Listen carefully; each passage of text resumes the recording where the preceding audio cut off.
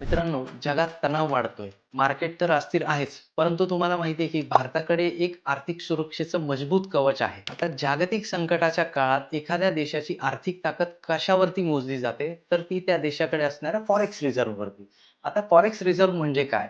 तर त्या देशाकडे असणाऱ्या परकीय चलनाचा साठा, ज्यामध्ये डॉलर्स, युरो, पाउंड, जॅपनीज येन इत्यादी फॉरेन करन्सी, त्याचबरोबर सोने, इंटरनॅशनल बॉन्ड या गोष्टींचा समावेश होतो. भारताच्या बाबतीत ही ताकद खूपच प्रभावी आहे.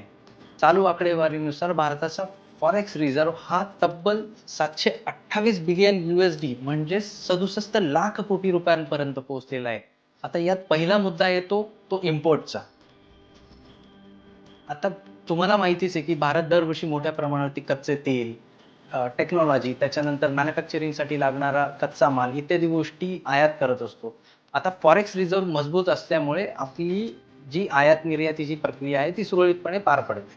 आता दुसरा मुद्दा जो येतो तो करन्सी बॅलन्सिंगचा. आता करन्सी बॅलन्सिंगमध्ये ज्यावेळेस मार्केटमध्ये परकीय चलनाची किंमत वाढते, त्यावेळेस RBI ह्या निधीचा वापर करून रुपयाची किंमत स्थिर ठेवते. तिसरं आणि महत्त्वाचं म्हणजे जगात आर्थिक संकट आले, बाजार अस्थिर असला तरी देशाची अर्थव्यवस्था तुलनेने स्थिर राहते. जास्तीत जास्त फॉरेन रिझर्व्हज म्हणजेच देशाच्या आर्थिक सुरक्षेचं मजबूत कवच.